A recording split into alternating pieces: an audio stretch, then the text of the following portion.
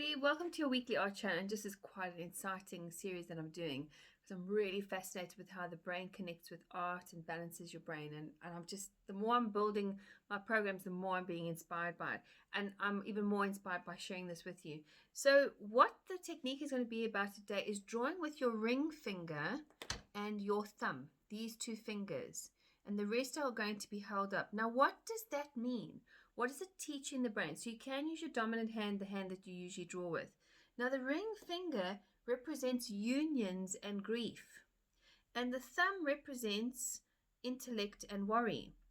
So if you find that you are going through a bit of a grief period, but when I talk about grief, we talk about perceptions of loss. There can be possibly a loss of relationships, material items, people in our lives, animals, whatever that is, even jobs, especially what people have been going through lately and recently, and they're having to think of new ideas to adapt in their world or their planet. Same with children, having to adapt to the new techniques, going to school, adapting to all these changes.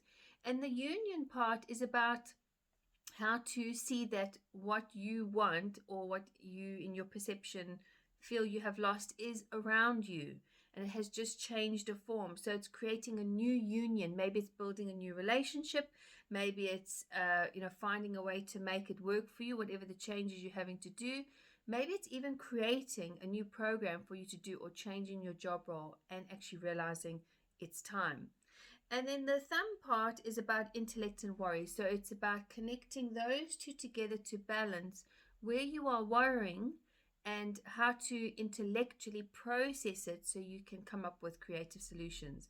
Now, you can do any form of subject you feel. It doesn't have to be, it can be universal shapes. It could even be coloring in, even if you just want to color in a template. You get those wonderful adult coloring in books or books for your children. And the whole point is to make sure you don't only use one line, but you use more than one line. And that will then just help you relax, breathe. And with art, art is always or mostly, mostly a process of just giving your brain the space to naturally breathe. It's a process that is not visibly tangible because it is a subconscious part that develops the brain. So it's almost like saying, well, how to see the radio when you switch the radio on, and how do you hear those music waves? How does it connect? It's invisible, but the impact is so huge.